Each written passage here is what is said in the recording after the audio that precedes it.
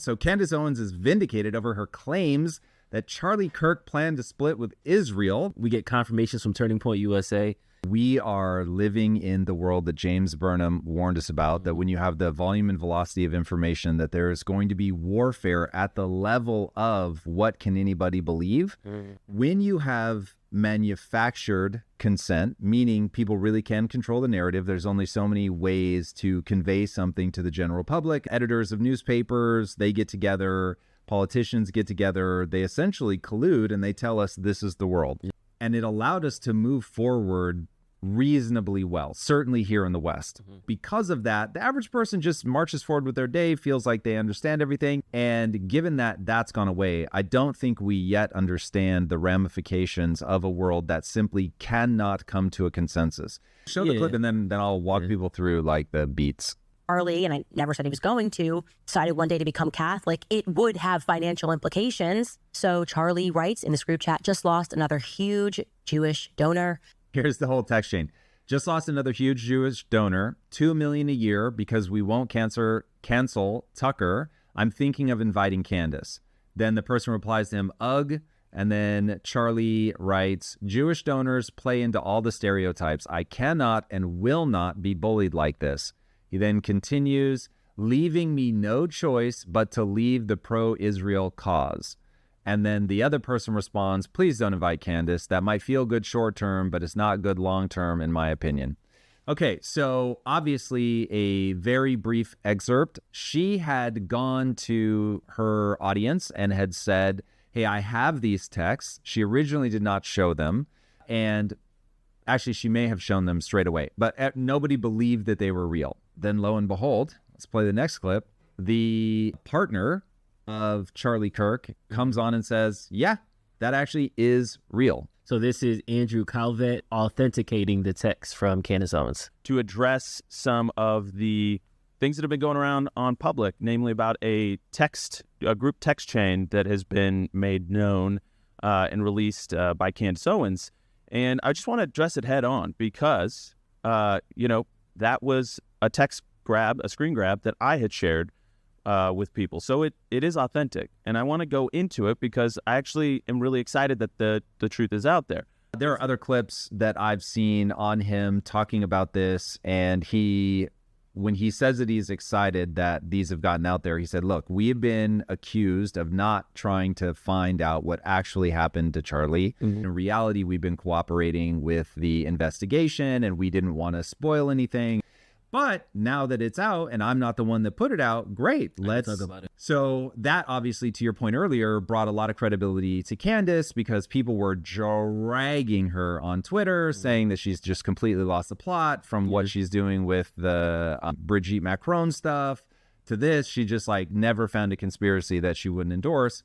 And so for her to be the one that clearly in the world, people are like, oh, you've got something hot, you want to get it out. People are going to Candace. Now, I won't lie. She's starting to feel like Alex Jones feels to me. They do get like a lot of early stuff from people. People really do go, okay, when I've got that thing that's like too hot to handle, nobody's going to believe it, I'm going to go to one of those two people. But there is something, it does something to your reputation when you're always early on breaking conspiracy theories. So it'll be interesting to see how this plays out. If she gets vindicated on the Macron stuff, it's game over. She'll be goated. So I've said this before and I'll say it again. She is the commentary version of Michael Saylor. And it's like, if her bets all pay off, she is going to have all the credibility in the known universe.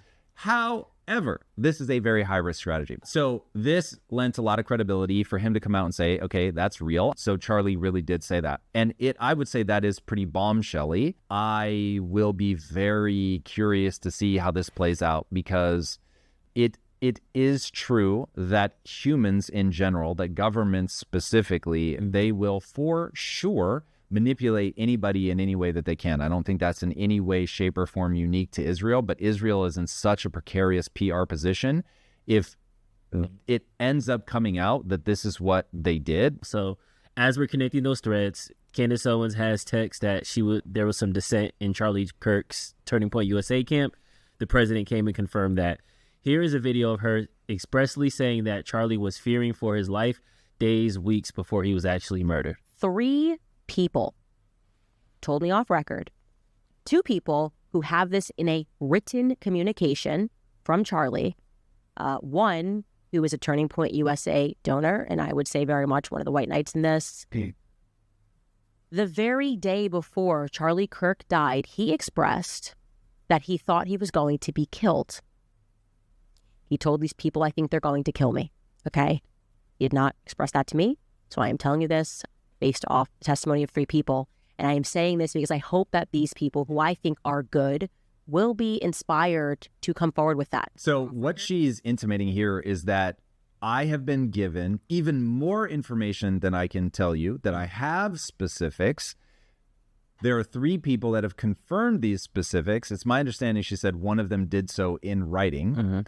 And I am saying, I'm not going to betray that. They told me off the record. And as a good, I need a new word for what. You can't call it journalism. That doesn't feel good. But it is something. Conspiracyism. It's a new era of something. She really is able to show people behind the scenes stuff that's turning out some of it to be valid. And so what I want to see is basically like, will the people actually come out? Because she's trying to use the like, listen, I'm not going to rat you out. So if you want to stay invisible, go for it. But you know who you are. I know who you are. I want you to do the right thing. I think you're a good person, right? So she's trying to pressure them to come out and say the stuff. But somebody really did kill Charlie. So I can understand why people would be tense. If they think they know who did it and they think it's like government, then they're really going to be slow to be like, yeah, let me say more things. I went ahead this week and sent around a life insurance policy of sorts, a package rather, to people that I trust, a package filled with text messages, emails, private communications, videos, and private legal documents. So if anything happens to me, you guys will know exactly who it is that has been making my life a living hell over the past couple of years. People that are trying to bankrupt me, trying to bankrupt me and my family, that are threatening us to sue us. Everything that Kanye said was so real, okay? I'm now at that point where you look back and you go, man, Kanye was right. He was really saying something about what it takes to live. If this all comes back and we're like, yo, Kanye was early, bro. He was early. Kanye did it again. Kanye's undefeated, yo. The wildest thing ever. And he would be intolerable. We wouldn't be able to tell him anything. Will ever. be, as in future? In the future? Ooh. He's gonna have the shade glasses on. He ain't gonna bring them back. Leave me alone. Let me say what I believe and you say what you believe. Fight fair. Why do you always have to make this threat to bankrupt people? She has a point there. It's like the process is the punishment. Like, there are people that have enough money that they can, whatever, it's cost a couple million to go in and fight this for the next 2 or 3 years, whatever, doesn't matter. And just bankrupt the other person. Yeah, and they'll just literally make your life a nightmare. Do I fight this all the way knowing that I could still lose either legally or in the court of public opinion and now be the millions of dollars in debt and having lost? It's wild. And so people coming after someone like her, presumably, listen, we don't know who it is. So this could all be made up in her head, but that certainly is a real strategy. And many a very wealthy person, organization, government have run that kind of strategy before. Thing happens to me, they have my explicit permission to release it all, detonate it all, expose all of these people in politics and in the movement who behave like this behind the scenes. It's necessary. And I highly recommend every single person that is out there, that has a platform and is going through things and is scared, do the same. Send everything around to about 8 people that you trust. And I mean, I've ranged it. I sent it to journalists. Someone somewhere is like 8 people. I got to take it out of people. Okay, got it. To Andrew Tate. They won't know where it's coming from. A year from now, people can play this clip. I'm telling you that when you have the amount of information getting out into the world that we have now, something is going to break. I don't know precisely what that's going to be, but things are going to get wild. Humans need a shared narrative in order to march forward together in lockstep. The need for a shared narrative is part of how we move forward well. And if we don't get a shared narrative, we will not be able to move forward well. And the bad news is I do in the piece state very explicitly what I think the shared narrative for America needs to be. I even use the word we need to indoctrinate our children, and I'll let people decide for themselves whether they think what I'm suggesting we all collectively decide we're going to indoctrinate kids with is good or bad. But I don't see another way. Like we really do. It can't be forced from the top down. It's got to rise up from the bottom up. Yeah.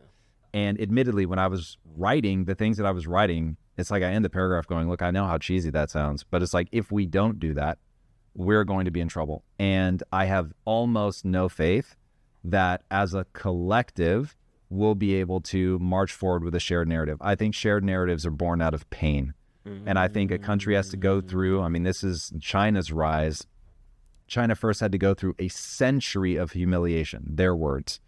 And with that, they were able to galvanize people with a shared narrative. And now that they have a shared narrative and things are going well, it's like you can't stop them. Yeah. So we're wildly prosperous, but because we're declining, even though we're still ahead of basically everybody on planet Earth, that decline feels some kind of way. And we absolutely do not have a shared narrative.